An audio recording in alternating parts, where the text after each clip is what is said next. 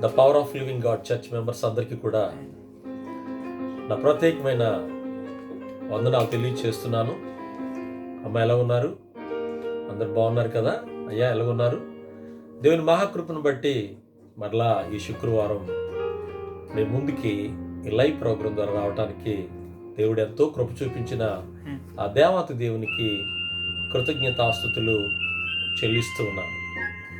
ఈ సమయంలో మరి ప్రార్థనతో ఈ కార్యక్రమాన్ని ప్రారంభించుకుందాం. మరి చక్కగా పునరుత్థాన దినం కూడా అయింది. మరి మొట్టమొదటి శుక్రవారంలోకి మనం వచ్చాం కనుక ప్రతి ఒక్కరు కూడా తలలు వంచండి, ప్రార్థన చేసుకుందాం. పరిశుద్ధుడా, ప్రేమ కలిగిన తండ్రి, దయగలిగిన మా ప్రభువా, మీకు స్తోత్రాలు వందనాలు తెలియచేస్తున్నాం ప్రభువా. ఈ లైవ్ ప్రోగ్రాం ద్వారా ఎంతమంది ఈ మాటలు వినటానికి సిద్ధపడి ఉన్నారు, ఎంతమంది నీ సన్నిధిని అనుభవించడానికి సిద్ధపడి కూర్చొని ఉన్నారు, వారందరిని ఆశీర్వదించండి. మేము పాడుతున్న పాటల్లో నీ యొక్క ఆత్మను ఉంచండి, పరిశుద్ధాత్మను ఉంచండి. నీ స్తోత్రం నాయన.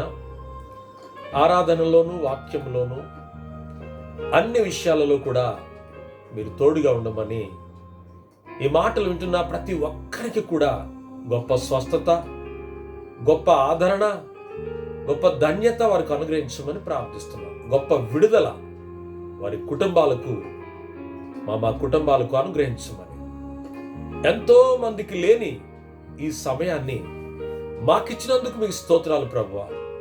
అకాలపు కాయలు రాలినట్లుగా అనేక మంది కరోనా ద్వారా అనేక మంది మరణించారు. కానీ మమ్మల్ని ప్రత్యేక రీతిలో కాపాడుతూ స్వస్థపరిచిన దేవా మీకు స్తోత్రాలు తెలియజేస్తున్నాను. దేవా, ఈ దినాన్ని ఇచ్చినందుకు వందనాలు. వీక్షకులు చూస్తున్నప్పుడు, వాక్యాన్ని చదువుతున్నప్పుడు, ధ్యానిస్తున్నప్పుడు వారితో మాట్లాడండి. వారికున్న వ్యాధి బాధల నుంచి వారిని విడిపించండి, స్వస్థపరచండి. వారి కుటుంబాలను జ్ఞాపకం చేసుకోండి నాయన. ప్రభు, ఈ సమయంలో దీనుని ఎన్నికలేనట్టు వాడిని నా దీన ప్రార్థన కూడా ఆలకించి జవాబు వేగరమే అనుగ్రహించమని యేసు నామములో ఈ ప్రార్థన మనవులు మీకు సమర్పించి అడిగి వేడుకొనిచున్నాము తండ్రి. ఆమేన్. ఆమేన్. ఒక ప్రత్యేకమైన పాట పాడుకొని ప్రభుని స్తుతిద్దాం. దేవునికి మహిమ కలుగును గాక.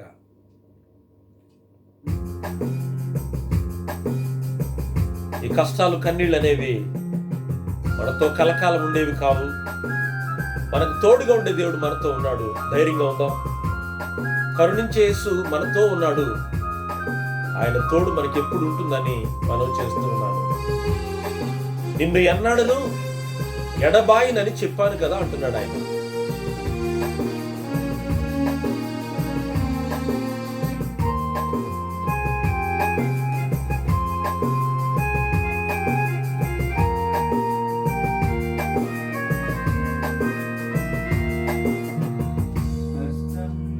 కష్టాలు కన్నీళ్ళు కలకాలం నీ తోడు ఉండబోవమ్మా.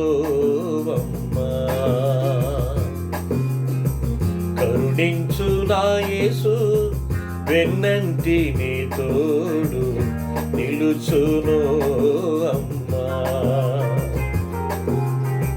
కష్టాలు కన్నీళ్ళు కలకాలం నీ తోడు ఉండబోవమ్మా. కరుణించు నా యేసు వెన్నంటి నీ తోడు నిలుచును అమ్మా. నిన్ను విడువని ఎడబాయని ప్రేమతో ప్రేమించిన, నిన్ను విడువని ఎడబాయని ప్రేమతో ప్రేమించిన యేసయ్య ఎన్నడు నీ చేయి విడువడు. యేసయ్య ఎన్నడు నీ చేయి విడువడు. కష్టాలు కన్నీళ్ళు కలకాలం నీ తోడు ఉండబోవమ్మా.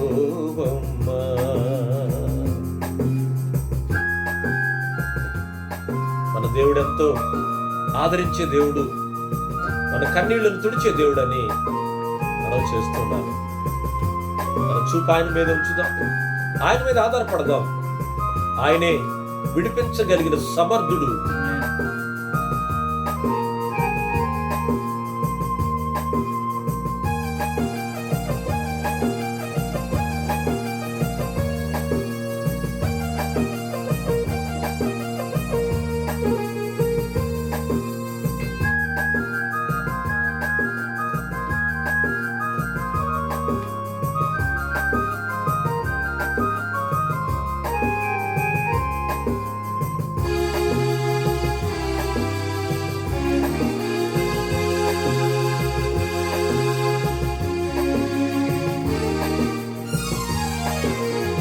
స్నేహమే జీవితం, స్నేహమే శాశ్వతం, స్నేహమే సర్వమని, నీవే నా స్నేహమని అని చెప్పిన వారే ఒంటరి చేసి ఎదలో గాయం మిగిల్చిన.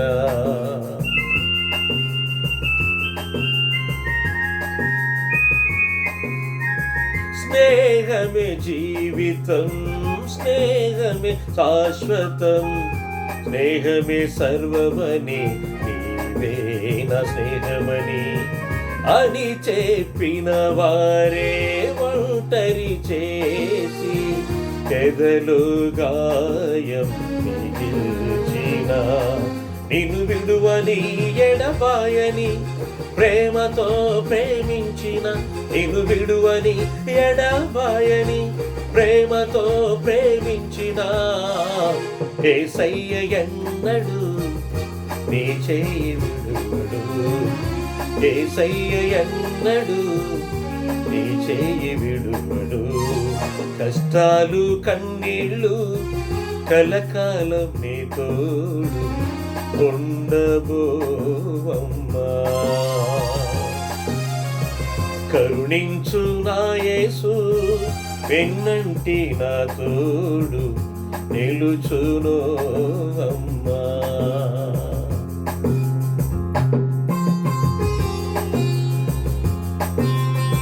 హల్లెలూయా.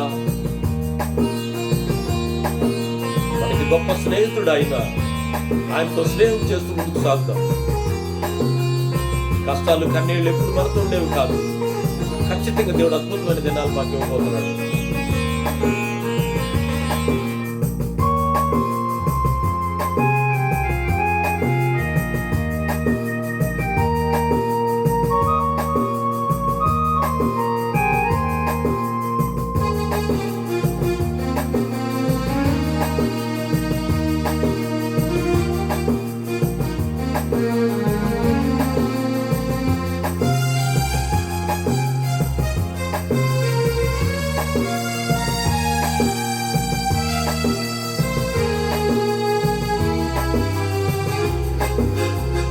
చేయని నేరము చేసావంటూ చేతగాని మనిషివని చులకన చేసి నిందలు మోపి దోషిగా చేసి ఎదలో గాయం మిగిల్చిన.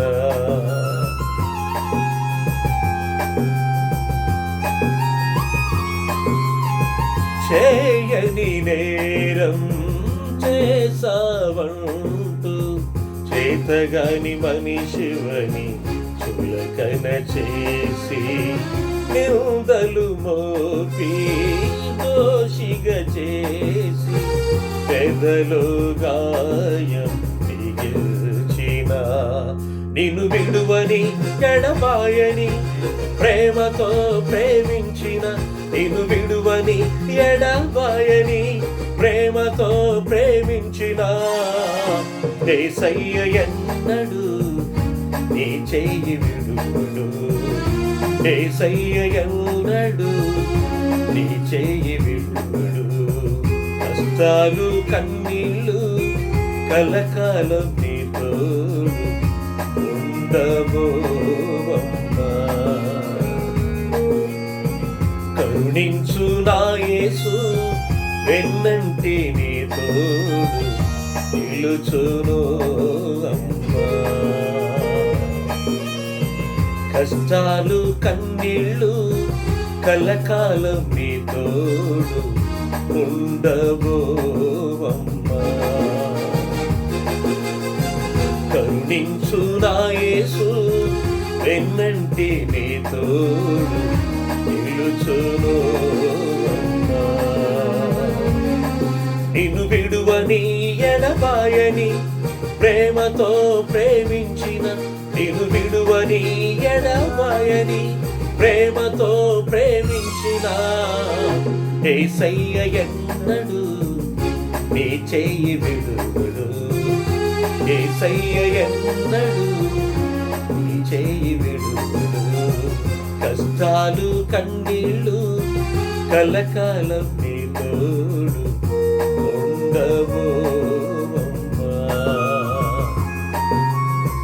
కరుణించు నా యేసు వెన్నంటి నీ తోడు నిలుచును అమ్మా. హల్లెలూయా.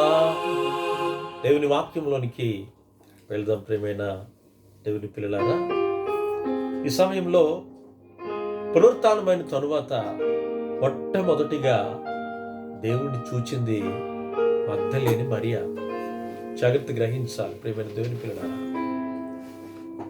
ఈరోజు మగ్దలేని మరియ గురించి కొన్ని మాటలు ధ్యానం చేసుకుందాం. ఈ మగ్దలేని మరియా ఎవరు? ఎలా దేవునికి పరిచర్య చేసింది? ఎలా దేవునితో సహవాసం చేసింది? అరిమతపు యేసేపు దేవునిని చివరి వరకు కూడా విడిచిపెట్టలేదు అన్నట్లుగా గత మాటలలో మనం ధ్యానం చేశాం.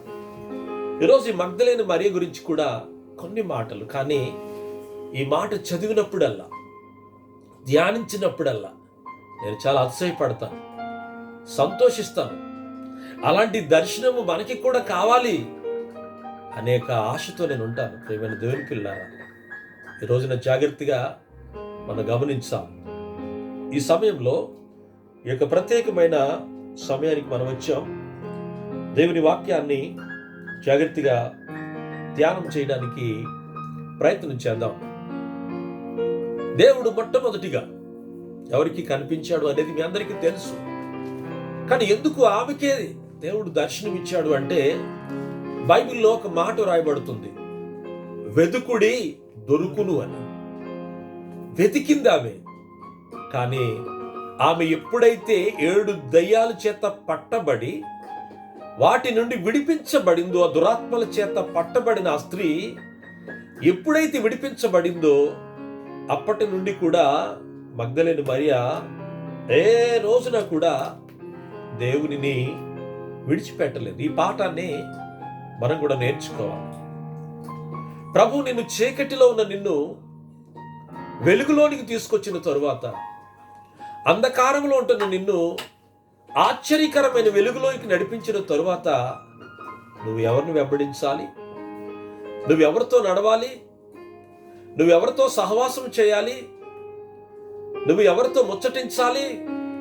ఎవరితో నీ కబుర్లు ఉండాలి అనేది ఈరోజు మనం జాగ్రత్తగా ఆలోచించాలని మనం చేస్తున్నాను. ప్రియమైన దేవుని పిల్లలారా, మగ్దలేని మరియా ఎప్పుడైతే దేవునిని వెంబడించిందో, ఎప్పుడైతే 7 దయ్యముల చేత పట్టబడిన ఆ స్త్రీ ఆ దురాత్మల చేత విడిపించబడిందో, ఏ రోజు కూడా దేవునిని విడిచిపెట్టలేదు. ప్రియులారా, ఉపచారము చేస్తూ, పరిచర్య చేస్తూ, ఆమె దేవునితో సహవాసము చేస్తూ ముందుకు సాగుతూ ఉందని మనము వాక్య భాగంలో చూడబోతున్నాం.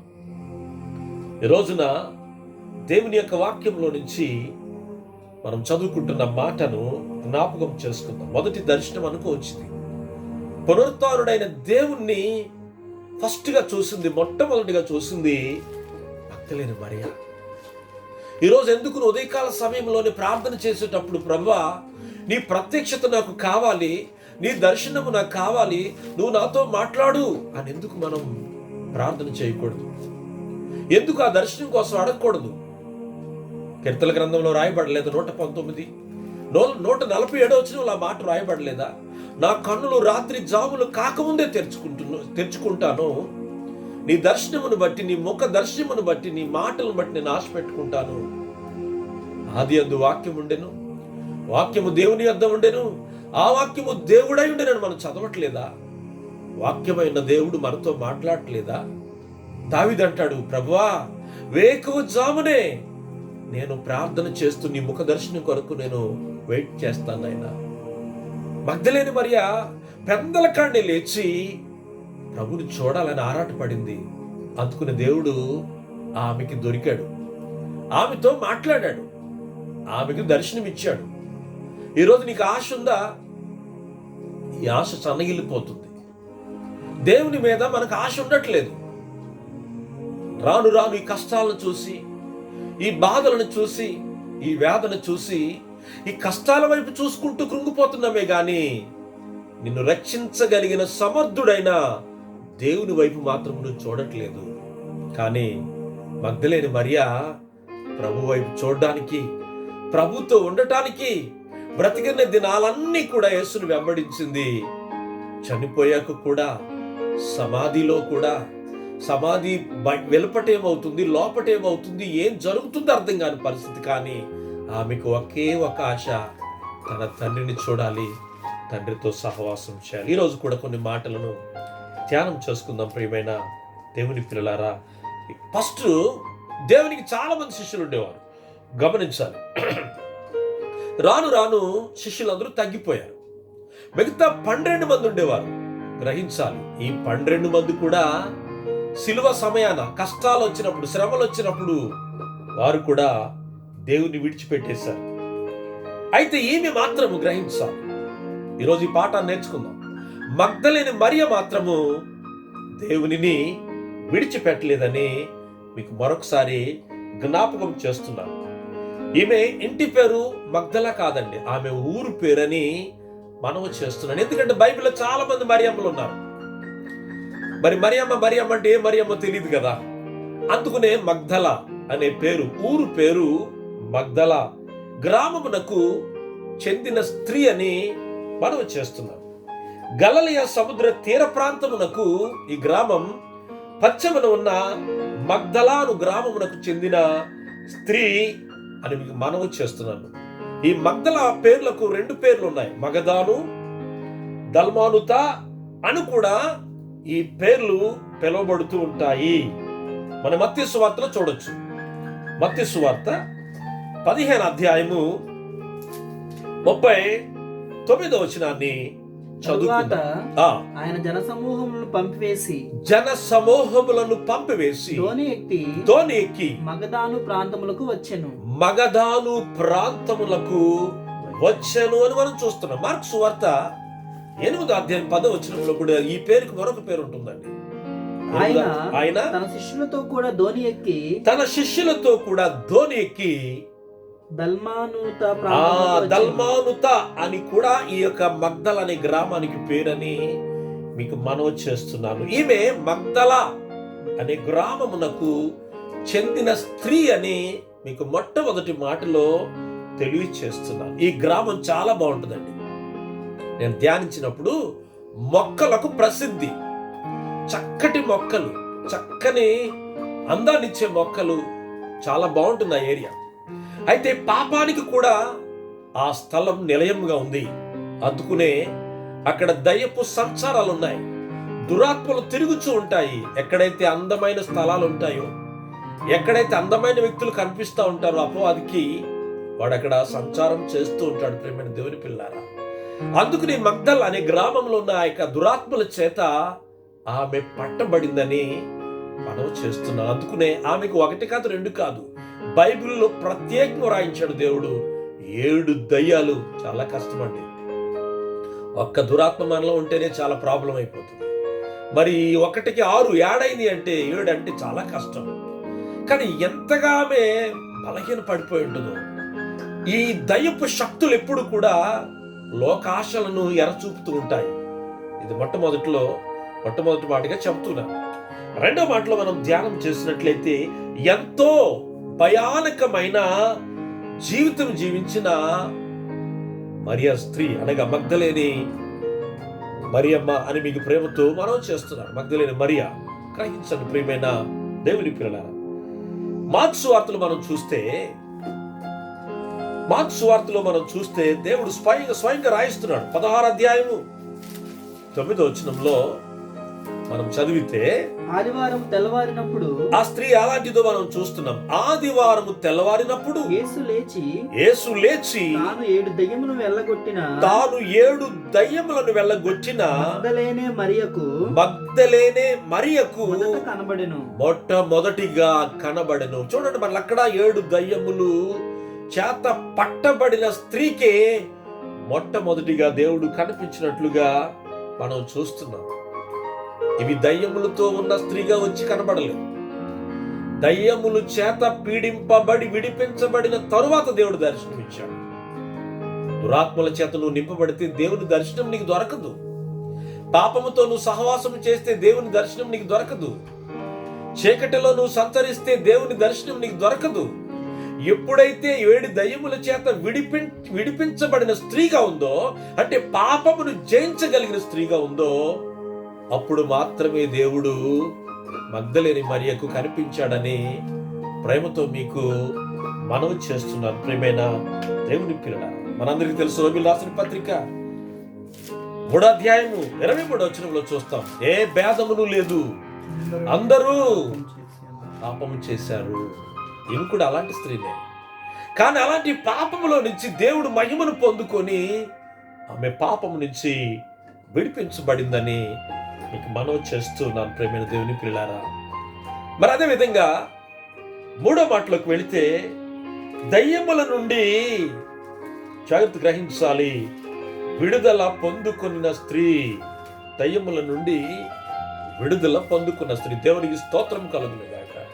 ఈ సమయంలో ఒక మగ్దలేని మరియే కాదు, ఈ మాటలు వింటున్న నిన్ను నన్ను కూడా అపవాది వాడి యొక్క ఆధీనంలో తీసుకుంటాడు. జాగ్రత్త. ప్రకటన గ్రంథంలో ఒక మాట ఉంది, నువ్వు కూర్చున్న స్థలం సింహాసనం వేసుకున్న స్థానం ఎవరిది? అపవాది సింహాసనం వేసుకున్న స్థలం అని బైబిల్లో మనం చూస్తున్నాం ప్రియమైన దేవుని పిల్లలారా. కనుక ఈమె 3వ మాటగా మనం చూస్తే 7 దయ్యముల నుంచి విడుదల విడుదల విడుదల విడుదల పొందుకున్న స్త్రీగా ఉంది. మరలా ఎప్పటికీ కూడా అలాంటి దురాత్మల సమూహములు ఆమె లేదు. ఆమె చీకటిలో బ్రతకలేదు. ఆమె విడిచిపెట్టిన పాపం వైపుకి తిరగలేదు.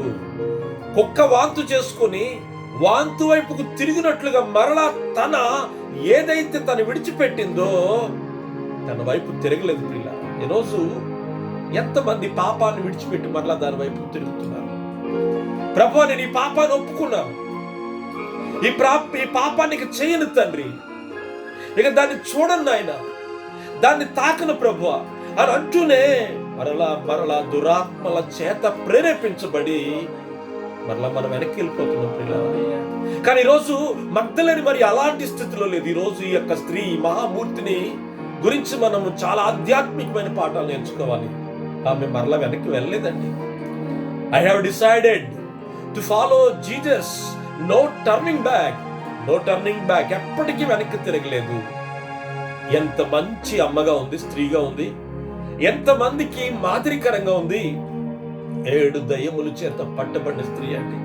ఎప్పుడైతే ప్రభు ఆమెలో ఉన్న దయ్యపు శక్తులను తరిమి వేశాడో అప్పటి నుండి ఆమె ప్రభు పాదాలు విడిచిపెట్టలేదని మనం చేస్తున్నాం. నాకు ఒక డౌట్ అండి, పాపాత్మురాలైన స్త్రీ ఈ మగ్దలేని మరియా ఒకటేనేమో అని అనుకుంటున్నాను. ఎందుకంటే బైబిల్ పండితుల ప్రకారము గ్రెగరీ ద గ్రేట్ అనే ఒక వ్యక్తి రచన ద్వారా ఇవ్వబడిన ఒక సందేశం ఏమిటంటే, బహుశా లూకాసు వార్తలో ఉన్న ఈమెను ఈ మగ్దలేని మరియా ఒకటే అని అంటాడు. బహుశా అయి ఉండొచ్చు.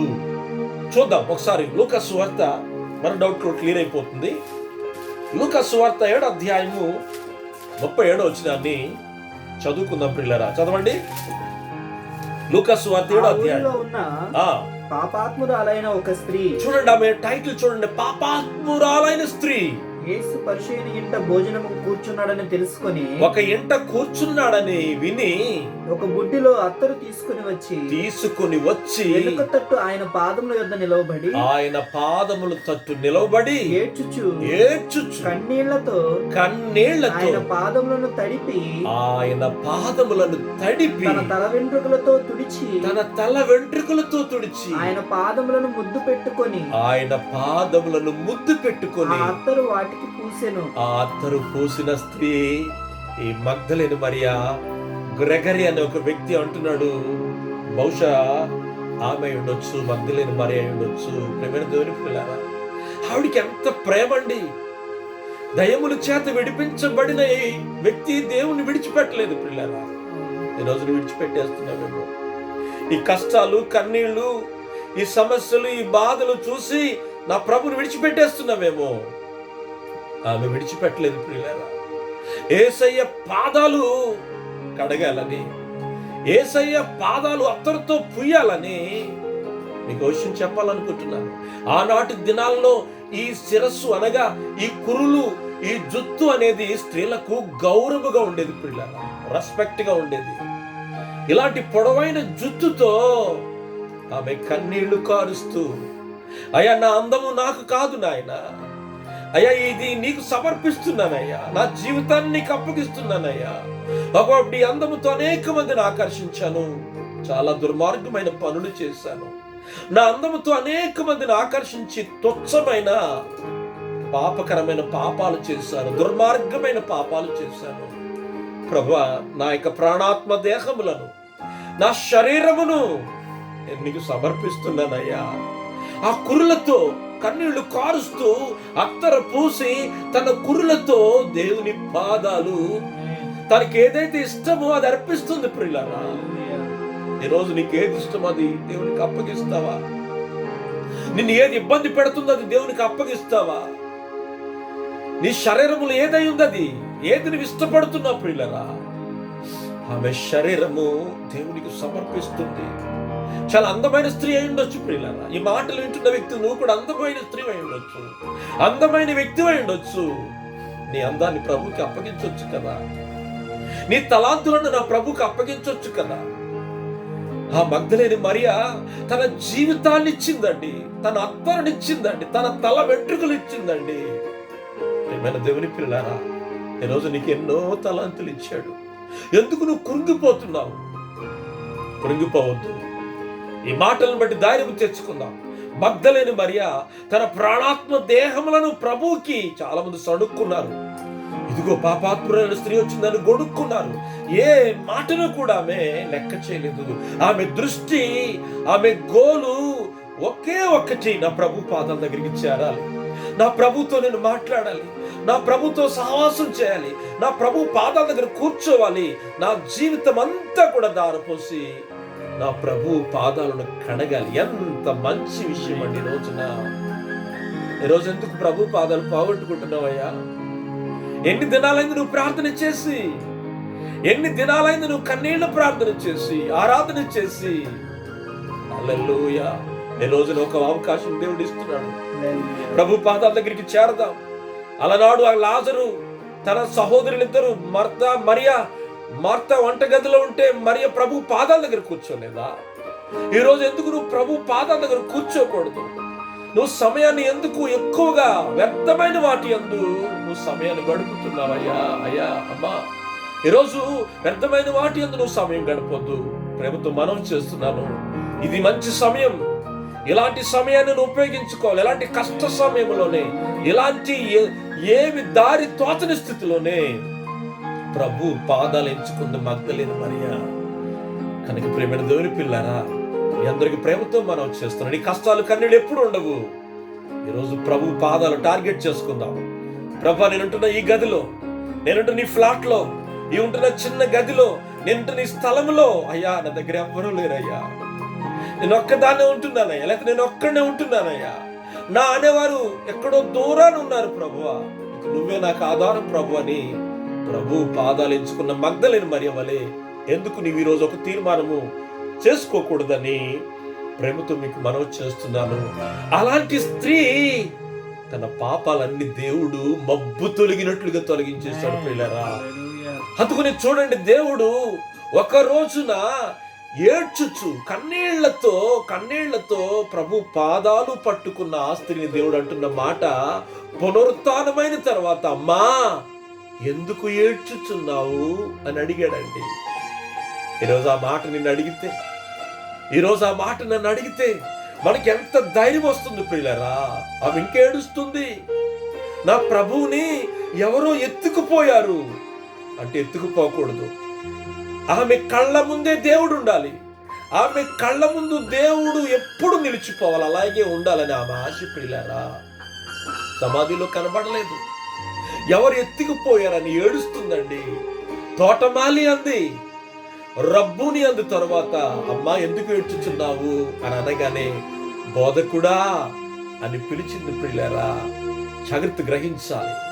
ఈ రోజున ఆమె ప్రాణాత్మ దేహాలు ప్రభువుకు అప్పగించింది కనుక మొట్టమొదటి దర్శనాన్ని పొందుకుంది ప్రియులారా. ఈ రోజుకు నువ్వు అర్పించుకోకూడదు. నీ కన్నులను, నీ శరీరమును, నీ కాళ్లను, నీకున్న సమస్త అవయవములను సజీవ యాగముగా ఎందుకు ప్రభువుకి అప్పగించకూడదు? నేను అంటున్నాను, మగ్దలేని మరియ ఏది దాచుకోలేదు. చివరికి తన ఆస్తితో కూడా దేవునికి పరిచర్య చేసినట్లుగా మనం చదువుబోతున్నాం. ప్రియమైన దేవుని పిల్లారు, ప్రభు అడుగుతున్న ప్రశ్న ఏమంటున్నాడు తెలుసమ్మా, ఎందుకు ఏడ్చుచున్నావు అనే మాట యోహాను సువార్త 20వ అధ్యాయము 13వ వచనములో మనం ధ్యానం చేయవచ్చును. 4వ మాటలోకి వెళ్ళిపోదాము.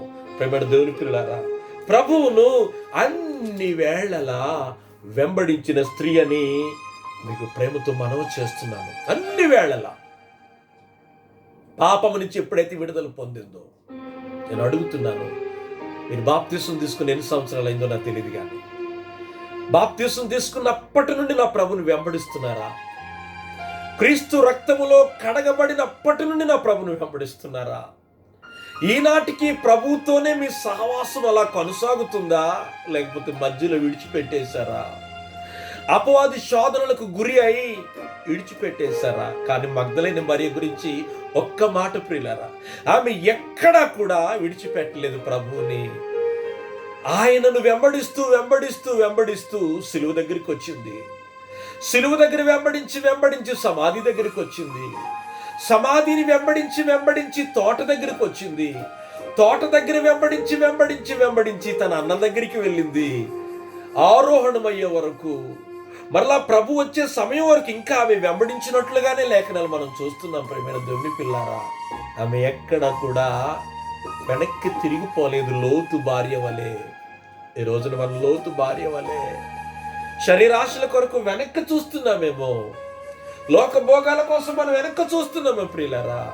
కానీ ఆమె దృష్టి అంతా కూడా ప్రభు వైపునే ఉందని మనవి చేస్తున్నాను. అన్ని వేళలా ఎలా వెంబడించిందో కూడా మనం లేఖనాల్లో చదవాలి కదా, ధ్యానించాలి కదా. మనకు ఆధారము రిఫరెన్స్లే కదా.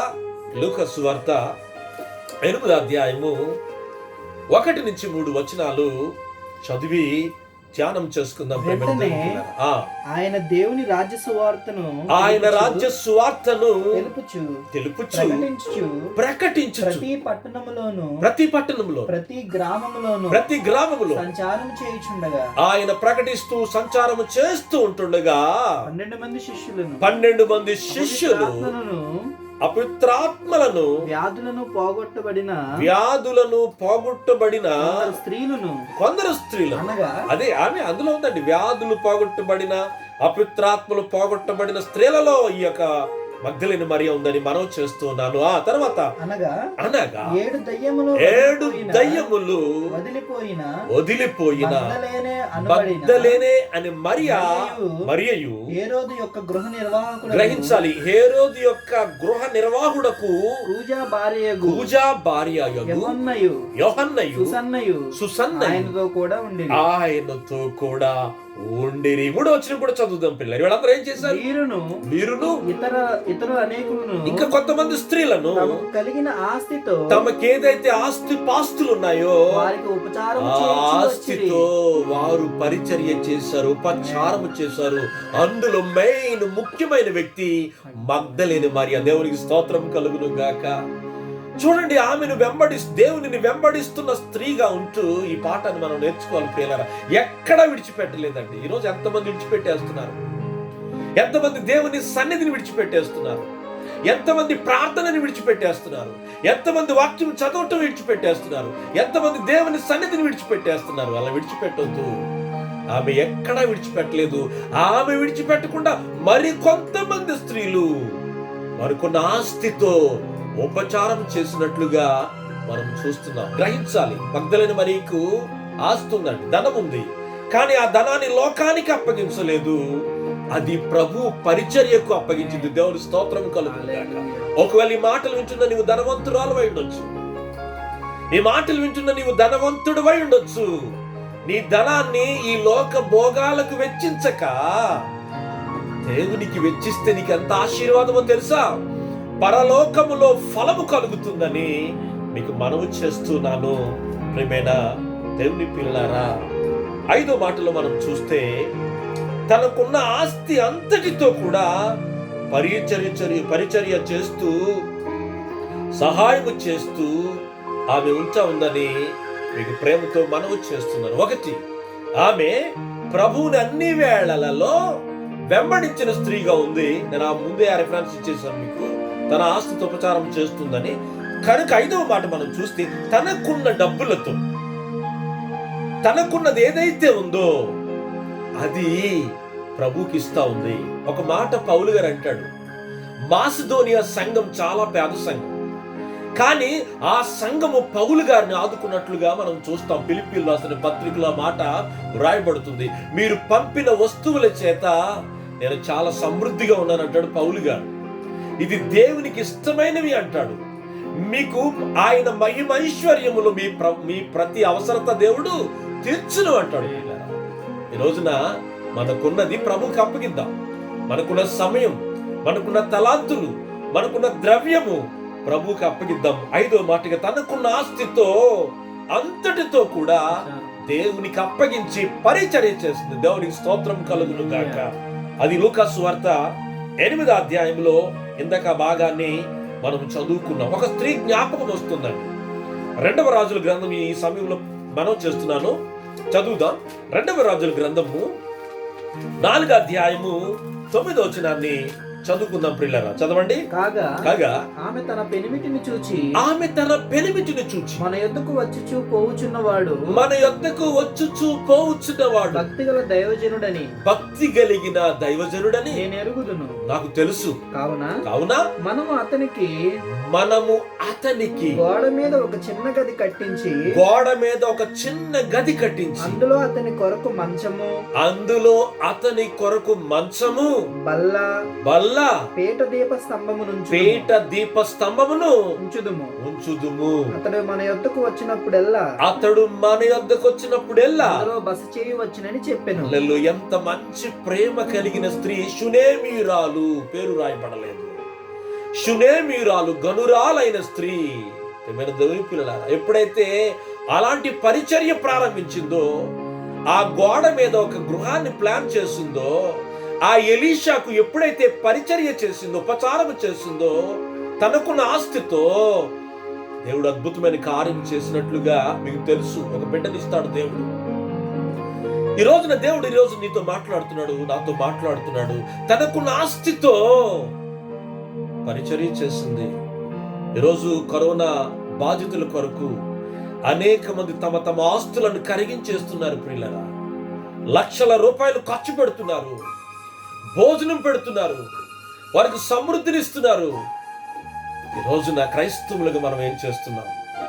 ఈ రోజున దేవుడు మగ్దలేని మరియ గురించి పాఠాన్ని మనకి తెలియచేస్తున్నాడు. మగ్దలేని మరియ ద్వారా ఆమె దేవుని దర్శనం పొందుకున్న వ్యక్తి మాత్రమే కాదు, తన ధనముతో పరిచర్య చేసిందని ప్రేమతో మనవి చేస్తున్నాను. ఎందుకంటే ఈ లోకములో ధనం శాశ్వతంగా ఉండదు, కానీ పరలోకములో ఆ ధనం నిత్యం ఉంటుందని మీకు మనవి చేస్తున్నాను. 6వ మాటలోకి వెళ్ళిపోదాం ప్రియులారా. చూడండి, ఒక్కొక్క మాట కూడా ఒక్కొక్క ముత్యములా ఉంది. నేను ధ్యానం చేస్తున్నప్పుడు మగ్దలేని మరియ ఇంత ఆసక్తి ఉందా, ఇంత అత్యాసక్తి ఉందా ప్రభు అంటే? ఎంత ఆసక్తి అండి! అందుకునే ఆమెకు దేవుడు కనిపించాడు, ఆమె హృదయాన్ని చూశాడు.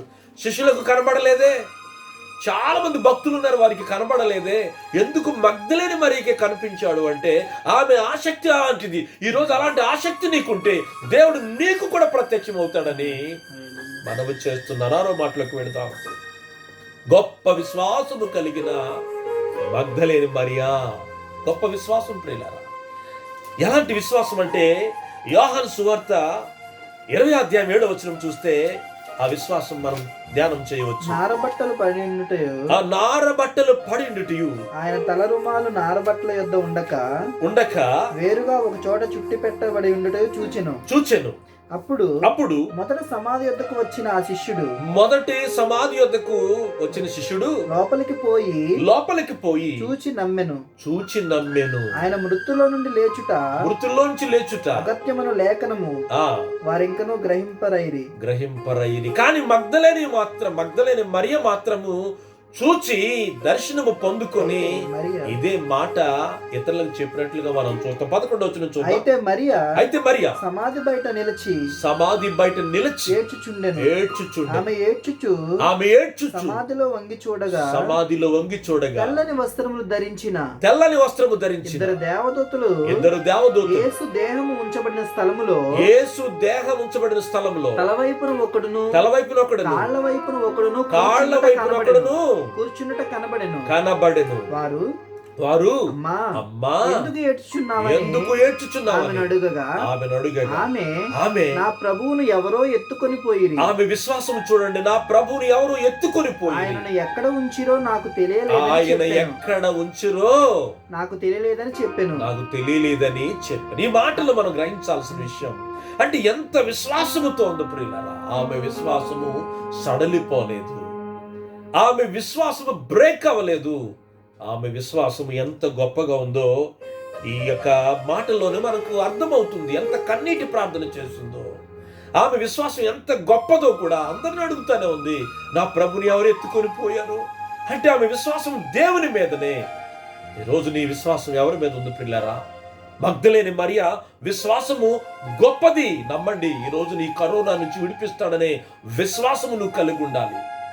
ఖచ్చితంగా మగ్దలేని మరికి విడుదల ఎలాగిచ్చాడో ఈ కరోనా నుంచి, ఈ సమస్యల నుంచి, ఈ బాధల నుంచి తప్పకుండా మన ప్రభు మనకి విడుదల ఇస్తాడని మనవి చేస్తున్నాను.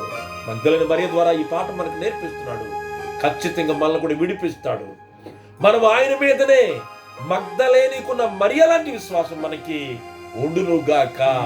ప్రియమైన దేవుని పిల్లారా, చివరి మాటలోకి వెళ్ళిపోదాం పిల్లారా. ఎంత గొప్ప మాట అంటే అపోస్తులకి అపోస్తురాలైన మగ్దలేని మరియ. అసలు అపోస్తులు అంటే పంపబడిన వారు, చాలా శక్తిమంతులు.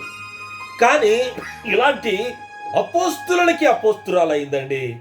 పంపబడిన స్త్రీగా మొట్టమొదటిగా ప్రభుని చూచి ఆ వార్త చెప్పింది. మీరే చెప్పాలి, మగ్దలేని మరియ అని చెప్పిందండి.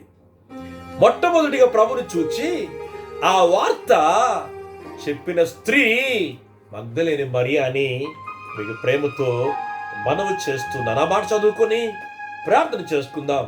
దివ్యమైన మాటలు, ఈ మాటలు చదవటం వల్ల, ధ్యానించటం వల్ల, వినటం వల్ల మనకు ఆశీర్వాదాలు కలుగుతాయి. 20వ అధ్యాయము యోహాను సువార్త 20వ అధ్యాయము 17వ వచనం చదువుకొని ప్రార్థన చేసుకుందాం. యేసు ఆమెతో నేను ఇంకనూ తండ్రి యొద్దకు ఎక్కిపోలేదు గనుక, నేను ఇంకా తండ్రి యొద్దకు వెళ్ళలేదు గనుక నన్ను ముట్టుకొనవద్దు. అయితే నా సహోదరుల యొద్దకు వెళ్ళి, ఇక్కడ జాగ్రత్త వినండి, నా సహోదరుల యొద్దకు వెళ్ళి నా తండ్రియు నీ తండ్రియు నా దేవుడును నీ దేవుడునైనా వాని యొద్దకు ఎక్కిపోవచ్చున్నానని వారితో చెప్పమని. హల్లెలూయా. వారితో చెప్పమనెను. ఎంత గొప్ప మాట ప్రియులారా. మరియతో అంటున్న మాట, అమ్మా ఈ మాట నీ సహోదరులకు చెప్పని పరిశుద్ధాత్ముడు తెలియచేస్తున్నాడు. ఈరోజు ఈ 7వ మాటగా చెప్తున్నాను. ఈ మాట నువ్వు ఎంతమందికి చెప్తావు? ఆయన మరణ పునరుత్థానాల గురించి ఎంతమందికి చెప్తావు? నీ తోటి ఫ్లాట్లో ఉంటున్న వారికి చెప్తావా? నా ప్రభువు నా పాపముల కొరకు మరణించాడు, ఆయన సమాధి చేయబడ్డాడు, ఆయన పునరుత్థానుడై లేచాడు, మరలా నన్ను తీసుకుని వెళ్ళడానికి రానంటున్నాడని నీ చుట్టుప్రక్కల ఉన్న సహోదరులకు చెబుతావా? చూసారా, దేవుడు ఏదైతే చెప్పాడో అదే మాట తూచా తప్పకుండా మగ్దలేని మరియ పాటించింది పిల్లరా. అంటే మగ్దలేని మరి ఒకటి ఉందండి, ఒక్క విషయాన్ని గ్రహించిందంటే ఆ గ్రహింపుతోనే ముందుకు సాగిపోతుంది. ఈ రోజున అలాంటి స్త్రీగా నువ్వు ఉండాలని, అలాంటి మగ్దలేని మరి వంటి దర్శనం పొందుకోవాలని ఈ నా మాటలు నేను ముగిస్తూ ఉన్నాను. చివరికి యేసు కల్వరిలో మరణించినప్పుడు ఆమె ఆయన పాదాల దగ్గర ఉన్నట్లుగా నేను ధ్యానించాను పిల్లరా. కన్నీటితో ప్రార్థన చేసింది. ఇక్కడ చూడండి, ఆమె అక్కడ దేవుని ఎంతగా ప్రేమించిందంటే తన విశ్వాసము సడలిపోలేదని మీకు ప్రేమతో మనవి చేస్తున్నాను. జీవించినప్పుడు ఒక్కటి ఆయనను వెంబడించింది, మరణించినప్పుడు వెంబడించింది, సమాధిలో ఉన్నప్పుడు వెంబడించింది, పునరుత్థానమైనప్పుడు వెంబడించింది, శిష్యులకు చెప్పే వరకు వెంబడించింది. ప్రియమైన దేవుని పిల్లారా, ఆమె విశ్వాసము ఎంత గొప్పది. అలాంటి స్త్రీగా నువ్వు ఉండాలని, అలాంటి వ్యక్తిగా నేను ఉండాలని ఈ నా మాటలను ముగిస్తున్నాను. అలాంటి పునరుత్థానపు దర్శనము నీవును నేనును ఈ రోజు పొందుకొందుముగాక. ఆమేన్, ఆమేన్. దేవుడి మాటలు మనందరి వినికిడిలో దేవుడు దీవించి ఆశీర్వదించును. ప్రార్థన చేసుకుందాం. అందరూ నాతో కలిసి ఏకీభవించండి. ప్రభువా, మగ్దలేని మరికున్న స్వభావాన్ని నాకు ఇవ్వండి. ఎంత మంచి స్వభావం అయిపోయింది. ఒకప్పుడు దయ్యముల చేత పట్టబడిన స్త్రీ, ఒకప్పుడు పాపాత్మురాలనే స్త్రీ ఈ రోజు పునీతురాలుగా, పరిశుద్ధురాలుగా, దేవునిని వెంబడించిన స్త్రీగా, అపోస్తులకి అపోస్తురాలైన స్త్రీగా, పంపబడిన స్త్రీగా, దేవుని చేత పంపబడి తన శిష్యులకు ఈ మాట మొట్టమొదటిగా చెప్పబడిన స్త్రీగా ఉందండి. ఈ మాటలను మన హృదయంలో భద్రపరుచుకొని మనం కూడా మగ్దలేని మరి వంటి విశ్వాసం కలిగి మన ముందు ప్రార్థన చేసుకుందాం. పరిశుద్ధుడా, ప్రేమ కలిగిన తండ్రి, ఈరోజు చెప్పిన 7 మాటలు నాయన మా హృదయాలలో నీరు కట్టి ఫలింప చేయమని ప్రార్థన చేస్తున్నాను. ఇంతవరకు కీబోర్డ్ నాయన ప్లే చేస్తున్న నీ కుమారుని దర్శించండి, వాక్యములు చదివిన నీ కుమారుని దర్శించండి. ఈ ఫేస్బుక్ లైవ్ లో వెళ్ళడానికి సహకరించిన నీ బిడ్డలందరినీ జ్ఞాపకం చేసుకోండి అయ్యా. జీవంగల దేవుని శక్తి బిడ్డలందరూ ప్రభు, ఈ బిడ్డలు ఎవరైతే మాటలు వింటున్నారో ఈ సంఘ బిడ్డలందరూ కూడా, మా సంఘ బిడ్డలందరినీ కూడా, ఇతర సంఘ బిడ్డలను కూడా మీరు జ్ఞాపకం చేసుకోండి. తెలుగు చర్చెస్ అంతటిని జ్ఞాపకం చేసుకోండి. మా పైన ఉన్న అధికారులను జ్ఞాపకం చేసుకోండి. వారి వారి కుటుంబాలను జ్ఞాపకం చేసుకోండి నాయనా. ఈ సమయంలో ప్రతి ఒక్కరి మీద నీ ఆత్మను కుమ్మరించమని, మేమందరము కూడా మగ్దలేని మరి మంచి దర్శనాన్ని పొందుకునే కృప మీరు మాకు అనుగ్రహించమని, వ్యర్థమైన వాటి యందు మా మనసు ఉంచక నాయనా, నీ యందే మా కను దృష్టి ఉండటానికి సహాయం చేయమని. ఎప్పుడైతే ఆమె చీకటిలో నుంచి వెలుగులోకి వచ్చిందో వెంబడిస్తూనే ఉంది. అలా మేము కూడా ఆయన నిన్ను వెంబడించే విశ్వాసులముగా మమ్మల్ని ఆశీర్వదించి బలపరచమని. ఈ మాటలు వింటున్న వాళ్ళు ఎవరైనా అనారోగ్యంతో ఉన్నారేమో నాయన, బలహీనతతో ఉన్నారేమో నాయన, అస్వస్థతలో ఉన్నారేమో, భయాందోళనతో ఉన్నారేమో నాయన, ఉద్యోగాలు లేకుండా ఉన్నారేమో నాయన. ప్రభు, వారిని మీరు దర్శించండి నాయన, వారిని మీరు బలపరచమని నాయన. అయ్యా, ఈ సమయంలో ఈ యొక్క మాటలు వింటున్న బిడ్డలందరినీ కూడా దర్శించి బలపరచమని, ఇంతవరకు ఈ దీనుని నిలబెట్టుకుని ఈ దీనుడి ద్వారా నాతో మాతో మా అందరితో మాట్లాడేందుకు మీకే స్తోత్రాలు తెలియచేసుకుంటూ ఈ సమయంలో ఈ మాటలు వింటున్న వారందరి మీద మీ దక్షిణాస్తాన్ని చాపి స్వస్థపరచమని మా అందరి కొరకు అతి త్వరగా రాబోతున్న యేసు నామములో ప్రార్థన అడిగి వేడుకొనుచున్నాం మా ప్రియ పరలోకపు పరమ తండ్రి. ఆమేన్. పరలోకమందున్న మా తండ్రి, నీ నామము పరిశుద్ధపరచబడును గాక, నీ రాజ్యం వచ్చును గాక, నీ చిత్తము పరలోకమందు నెరవేర్చున్నట్లు భూమి యందును నెరవేరును గాక. మా అనుదిన ఆహారం నేడు మాకు దయచేయము, మా రుణాస్తులను క్షమించి అన్న ప్రకారం మా రుణములను క్షమించుము, మమ్మల్ని శోధనలోనికి తేక దుష్టుని తప్పించుము. రాజ్యము, శక్తియు, మహిమయు నిరంతరము నీవై ఉన్నావు తండ్రి. ఆమేన్. మన తండ్రి అయిన దేవుని నుండి, మన ప్రభువైన యేసుక్రీస్తు నుండి, పరిశుద్ధాత్మ సహవాసము, మాటలు వింటున్నా, ఈ మాటలు విన్నా ప్రతి బిడ్డకును సదాకాలము నీ కృప, ప్రేమ, ఆదరణ తోడైనను గాక. ఆమేన్, ఆమేన్, ఆమేన్. అందరికీ వందనాలండి. దేవుడు మిమ్ములను మీ కుటుంబములను దేవుడు స్వస్థపరచునుగాక. ఆమేన్. ఆమేన్. God bless you.